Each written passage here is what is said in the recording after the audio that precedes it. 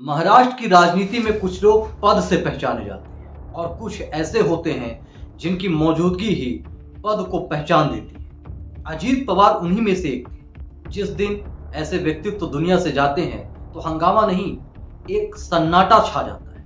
आज वही सन्नाटा पूरे महाराष्ट्र पर छाया है। चेहरा कोई भी हो, नेता, अभिनेता या आम इंसान, कैमरा जहां गया वहां उदासी ही मिली। कई लोगों की आवाज टूट गई, कई रो पड़े, शब्द जैसे सूख गए।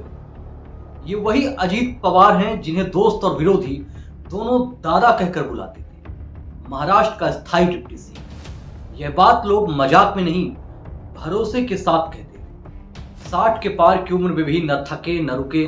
शरद पवार जैसे माहिर राजनीतिज्ञ के साए में पले, लेकिन उसी साए को पीछे छोड़कर अपनी एक अलग पहचान बनाई। राजनीति का सबसे कठिन दौर हो या सरकार के भीतर खींचतान, दादा वही थे जो संतुलन बनाकर रखते। फडणवीस और शिंदे मुख्यमंत्री की कुर्सी के लिए खींचते रहे, पर डिप्टी मुख्यमंत्री की कुर्सी पर अधिकार सिर्फ एक नाम का रहा, अजीत अनंत पवार।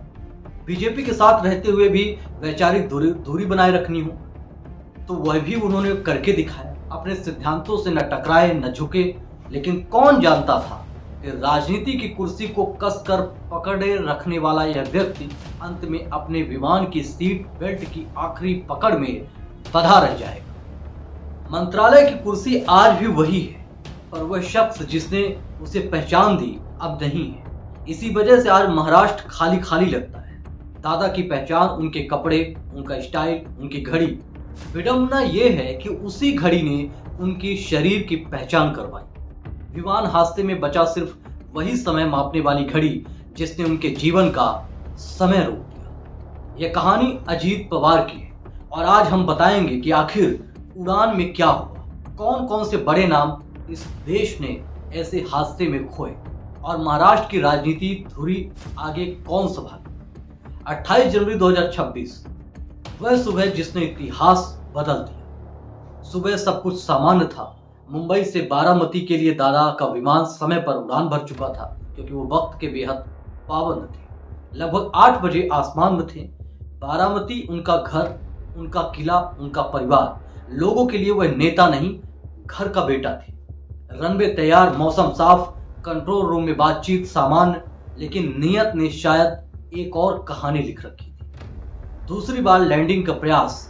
रनवे से 100 मीटर पहले विमान का संतुलन बिगड़ गया। एक भयानक धमाका और विमान 2 हिस्सों में टूटकर आग की लपटों में घिर गया।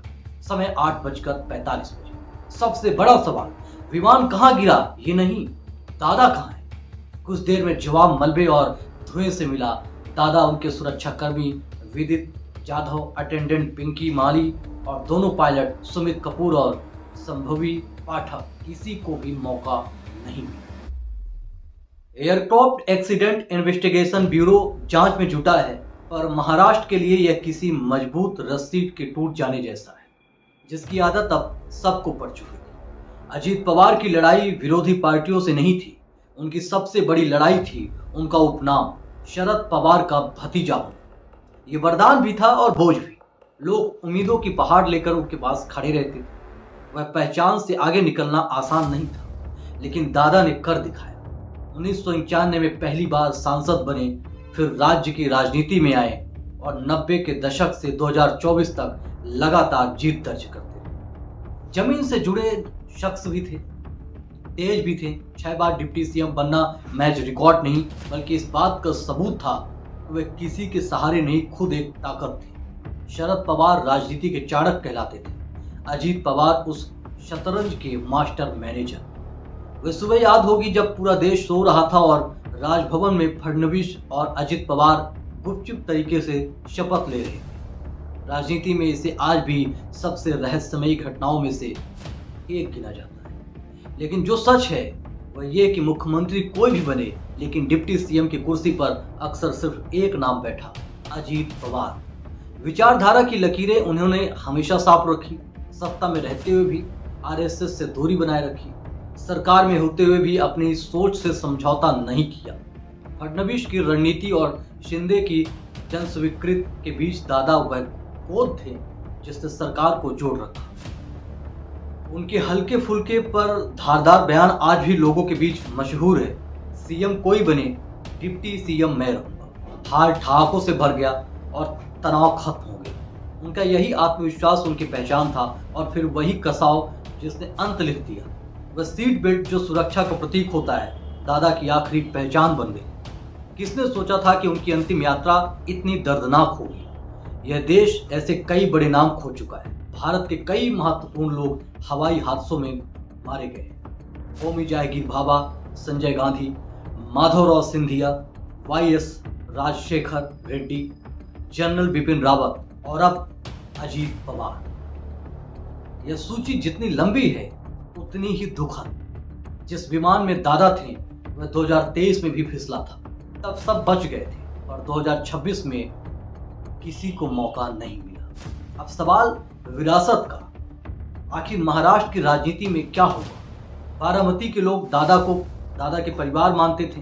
सड़कें, स्कूल, नहर, हर जगह उनका काम भी दिखता था। इसलिए दर्द और भी ज्यादा गहरा है। लेकिन राजनीति कभी खाली नहीं रहती, ना खाली जगह पसंद करती। अब सवाल ये है, एनसीपी का रुख क्या होगा। नेतृत्व किसके हाथ जाएगा। क्या शरद पवार और सुप्रिया सुले पार्टी को फिर से पकड़ेंगे या दादा के साथ चलने वाले नेता मोर्चा संभालेंगे।